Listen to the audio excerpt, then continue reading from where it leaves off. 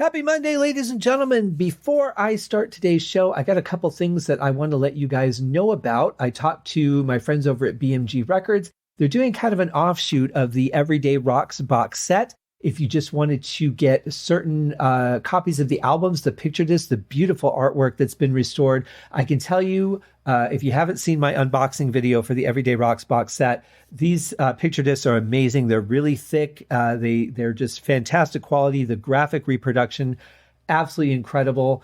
They have released 4 of them already. Very Heavy, Very Humble, Salisbury, Demons and Wizards, and The Magician's Birthday are all available to purchase individually aside from the box set. If you are interested in the box set, those are still available on the same page, except for the 3XL box set with that size t-shirt. That one is sold out. Remember, guys, I've been saying they only make so many of these, so grab yours while you can. And you can also get the Choices box set through this link as well, and that will be in the show notes and updated on the website, scotthaskin.com, and then click on the Uriah Heep podcast link, and it'll be towards the top, because it's important. It's a great place to go for resources. Also, you can go to the official Uriah Heep store, where you can still get some of the other merchandise, like, guitar picks and things like that over at uriah-heep.com, and I'll have that link in there as well. Now, a couple other things that I want to mention really quick. We have had 2 additions, believe it or not, to the Deep Dive Podcast Network. I want to welcome to the network John and Corey at Backtracks Aerosmith Revisited. This is a very different kind of podcast. It belongs in the Deep Dive Network, but it's not a song by song podcast per se, like the rest of them are. This is a very interesting look at Aerosmith and kind of making an ultimate compilation based on songs from different guests and the hosts of the show. A very interesting show, just starting out. Go check that show out. The links will be in the show notes, as well as the other podcast, Clay and Rye at North by South. Now, this one is a different kind of song comparison. We have Rye in the north and Clay in the south, and they are doing a very different kind of contrast for songs. Another very unique podcast on the Deep Dive Network. Link in the show notes. And if those 2 voices sound familiar to you, it's because you've listened to other shows on the Deep Dive Network. So I'm sure you'll be able to figure out who they are. But great additions to the network. Very grateful to have them along. And now to today's show.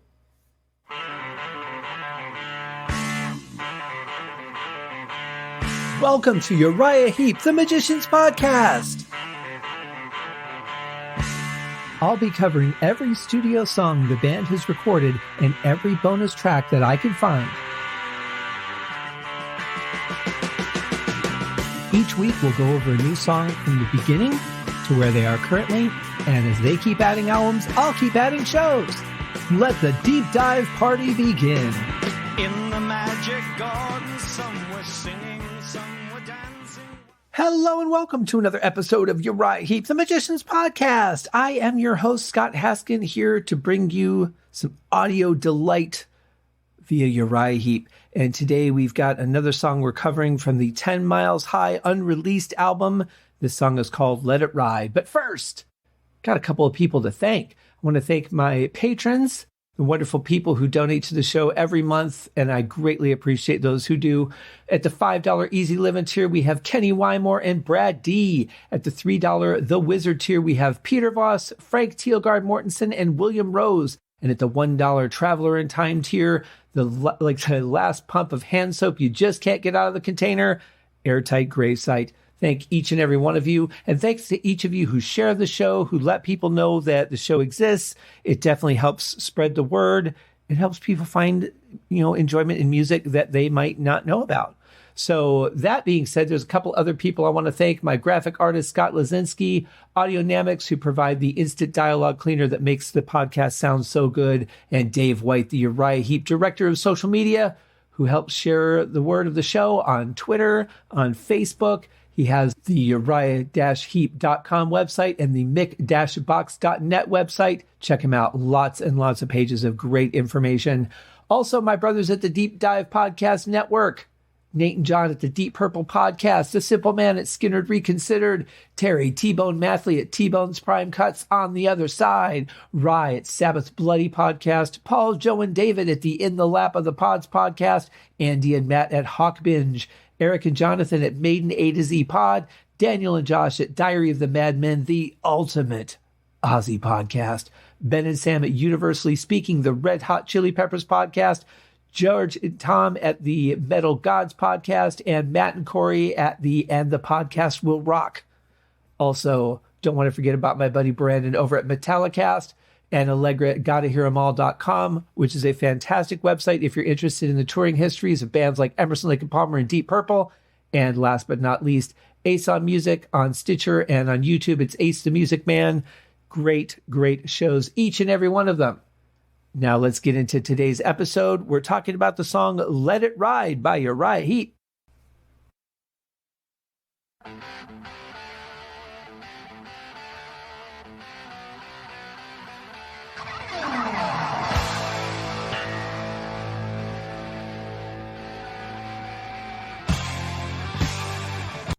Well, right off the bat, this mix is clearly unbalanced. Again, we're talking demo stuff, but yeah, way off balance because our lead guitar is so far in the background that the simplest thing will just bury it. So this is going to be an interesting song to go through because unless it gets balanced somewhere along the way, then we're going to be missing the whole feel of the song completely, which, I'm not a fan of. The mix is so important. You can write the greatest music, but if you can't present it in a way where it can be heard well, then the performance and the writing is almost pointless. So this one might be a little bit tougher than some of the other ones. And it's a 5 minute and 8 second song. We're 16 seconds in, but that's how it goes sometimes. The nice thing is you get to hear that, how the rest of the band works backing up where the guitar should be. So you get to hear that one note from Trevor that cuts through, and that's something that you might not hear, shouldn't really normally hear nearly as much as you do. So this kind of maybe at least gives you a little bit of insight into what goes on behind the scenes of a song, whereas normally the stuff would be things that, you feel or you slightly hear, but you would never be in the foreground. We'll see. We'll see what happens.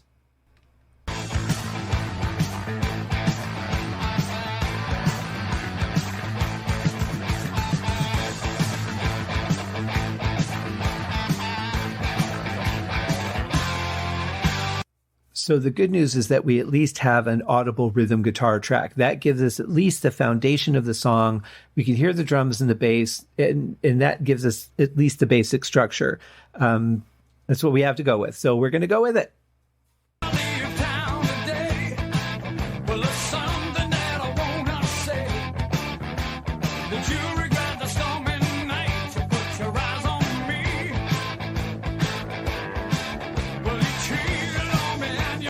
It's definitely dry.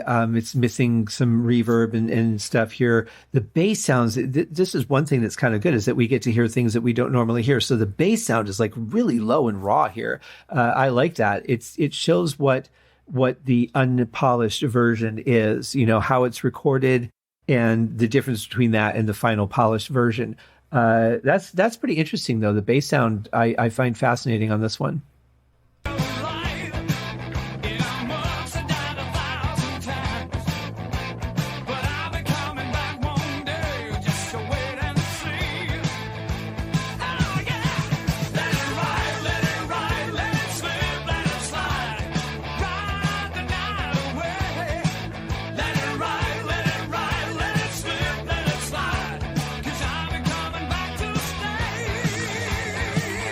Well, we have the backing vocals, so there's that, and I'm still so torn between, were these like finished tracks ready to be released and they just needed to be mixed and mastered, or were they still in that demo mode and some of it was going to be overdubbed or what? I really don't know.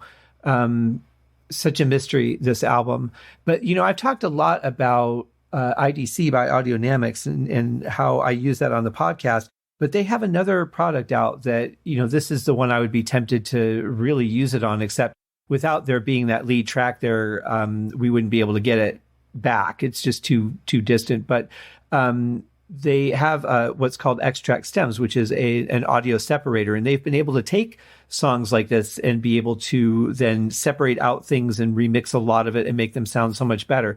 It is a lot of work, and it's really time consuming, but this is the kind of thing I would be tempted to use it on. Maybe not so much this song, but this album.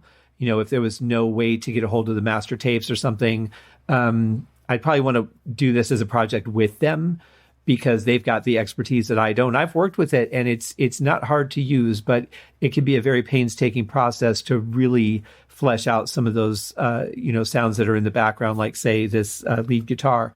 So, I feel so bad, because I think we're really missing out on something special without this album.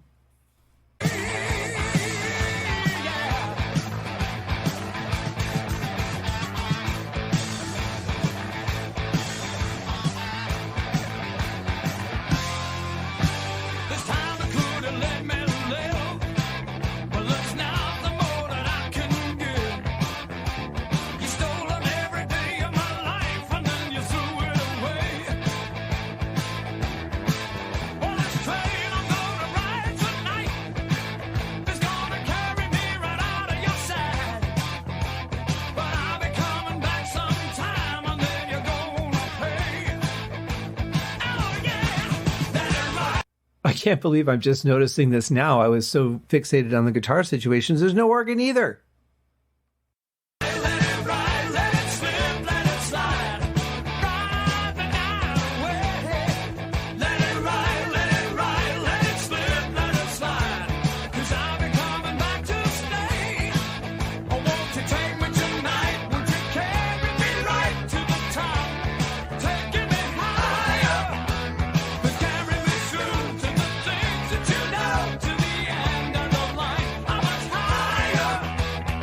Yeah, this is a good shuffle, and it's really on par with the kind of stuff the band was doing back then.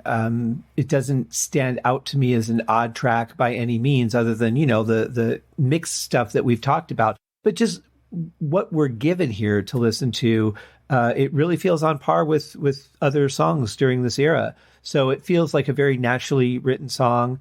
Doesn't feel forced or anything else. It's just weirdly missing some instruments.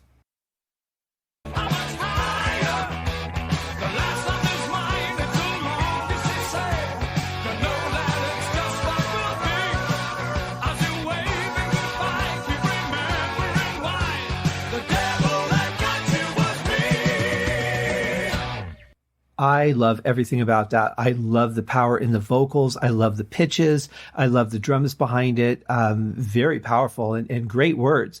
Those are kind of words that just make people pay attention, whatever it is that's going on. If they're not really listening to the vocal in the song, they're going to hear that part. That was really cool.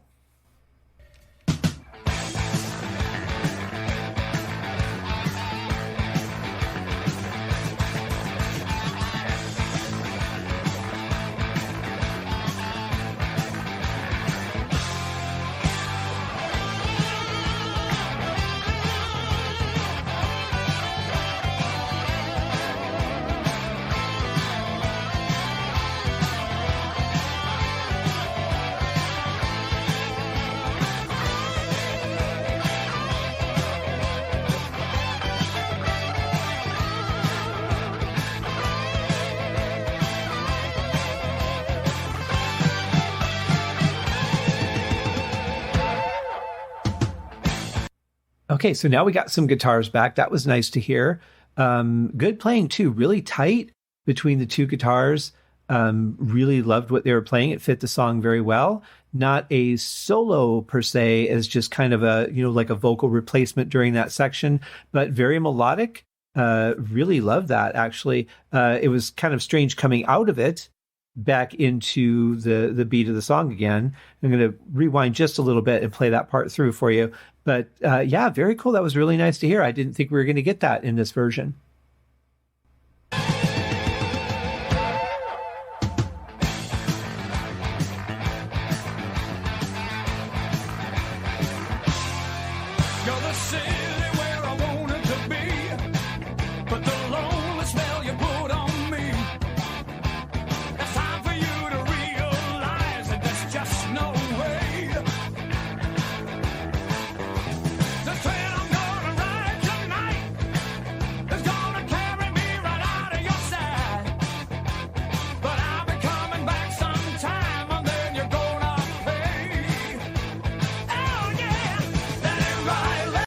Well, it wouldn't be John Lawton without a couple of oh yeahs in there, would it? I love the passion that he's singing with on this. I mean, it's on par with all the other stuff I've heard him do with Heep. And I'm digging this song.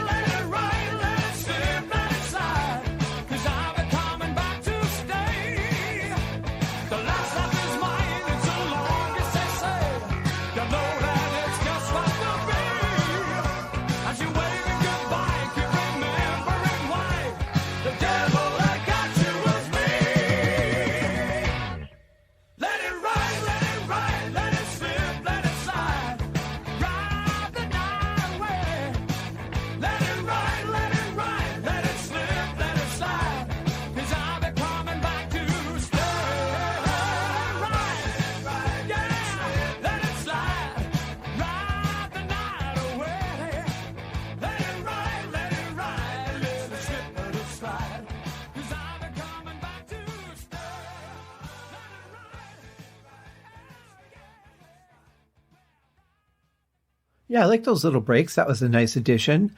Like I said, it's a good song. It's got a good shuffle feel to it. It's one of those that you can just kind of move your hips to, even if you're sitting in a chair listening to it. Kind of upbeat, and I enjoyed it. Despite the missing instruments, and I do find it strange that if Ken wasn't playing keyboards, that we didn't hear more guitar. But again, the guitar we heard in the beginning and during the verse, there just seemed to be something missing there. So again, maybe it was a demo version, maybe it was an unfinished song, but the rest of the mix sounded really good. I liked being able to hear the depth of the bass was really nice on parts of this too. So it was surprising. And, sometimes when you lose one sense, you get stronger in another. So we were able to hear some different things than we normally would on a Heep song. So I'm going to say that's cool. I would love to hear a finished version of this. I think the song has a lot of merit and fits in well. So an odd way to start our week, but that's what happens when you're dealing with unreleased bonus tracks. You just never know what you're going to get. And I'm not going to make a Forrest Gump reference because that would just be too cheesy at this point, or chocolatey. Either way, hope you guys have a great day. We'll be back tomorrow with another song from the 10 Miles High Enigma, and we'll see what that one's all about. Hope you guys have a great day. Cheers. Thank you for joining me on this episode of Uriah Heep, the Magician's Podcast. If you have enjoyed this show, please consider going over to Apple Podcasts or your favorite podcast outlet, leaving a rating or a review. Be sure to subscribe to make sure that you are notified when new episodes are available. Please be sure to share this podcast with your fellow Uriah Heep enthusiasts and anyone who you think would like Uriah Heep, which should be everyone. And if you are so inclined, please feel free to contribute to the Patreon account. And if you are not a Patreon subscriber, you can also pay through the PayPal link on the website listed in the show links below.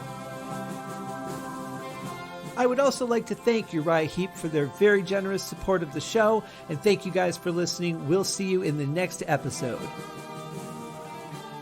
Happy days!